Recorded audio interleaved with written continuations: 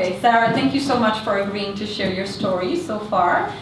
Thank you very much for having me. It's a privilege to be here. I must say, when I first came here, Helen, I don't know if she's here or not tonight. Not tonight. Was actually in the seat, and I always thought, my goodness, I'd love to meet her and talk to her, and that's exactly what happened. And now she's actually in the same mastermind class group that I'm in. So that's so cool. So Sarah, I know you're in the middle of thinking into results, but you've accomplished so much already, and you've busted through so many fears. That's why I love you to share with people.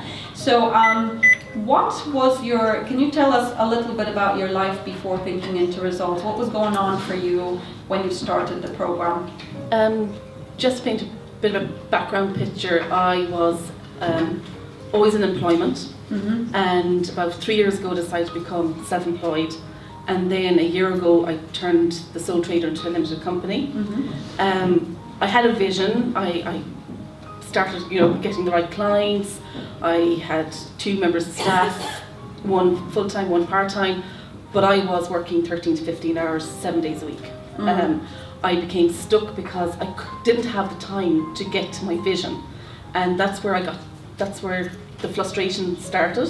But I had good clients, but I still couldn't get to the vision of where I wanted to go. Yeah. And you worked I was working. A lot.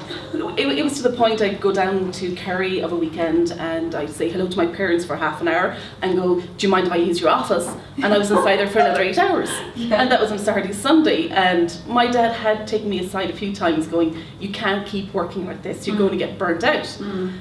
So when Christmas came or anything, time off, I would be sick. I would just automatically get sick. Even when I started the course, I lost my voice about 4 times. So there was no talking for a couple of weeks. So these are the challenges I kept facing, but it was like a broken record. It just kept growing. I kept seeing the same results. Nothing was changing. So it came to a point where I was talking to a client who'd become a very good friend. In my business, it started out as a bookkeeping business, but it evolved into an outsourced department. And sometimes a consultancy or a counselling business, because in my business you get to know the client better than you realise, and their personal lives have a huge impact on their business life, and I think anyone here in business realises that. So this particular client turned around and said, I think you need to start TIR. You're just at the right stage, just go that night, because she was supposed to come on the Wednesday night. And I said, no, I'll go for you, there's no problem, because I think she had signed up. And Clodagh goes, you just have to go. So I went, and 2 weeks later I spoke to you on the Skype, and I have not turned back since. It's been fantastic. So tell us, Sarah, what did you want to accomplish from the course? What was your biggest changes that you wanted to make? My biggest want was actually to work a 9-to-5 job. Well, 8 to 4 or 9 to 5, just normal hours, but grow the business. I wanted to double the business. But I had this fear of trust in hiring staff. And we went through that. I hired someone and unfortunately I had to let them go. But it was just picking the right staff, getting the right people I wanted to work with, have the right clients that I wanted to work with.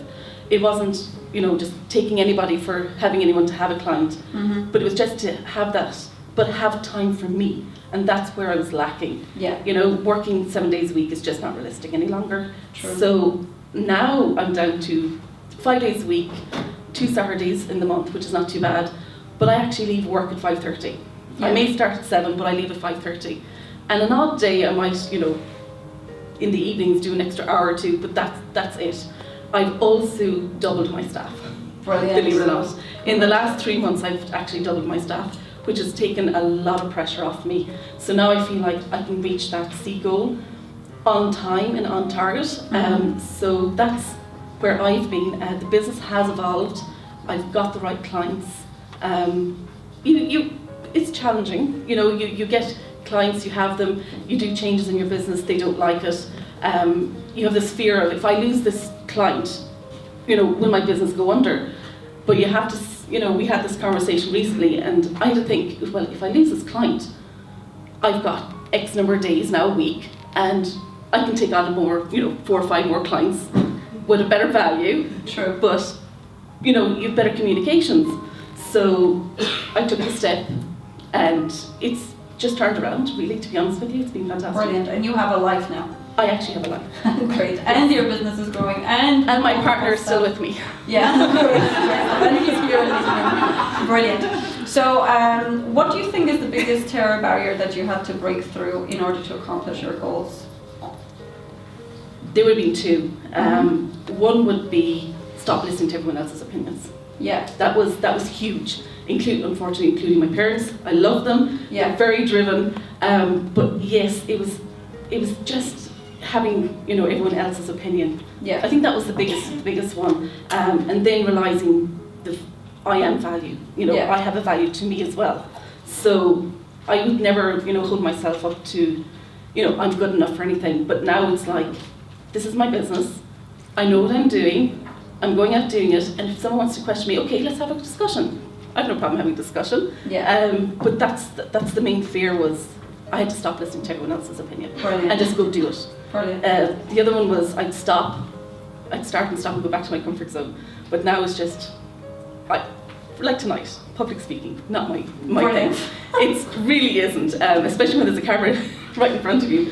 But on a one-to-one I'm okay, but when it gets to groups, I just sort of seize at times.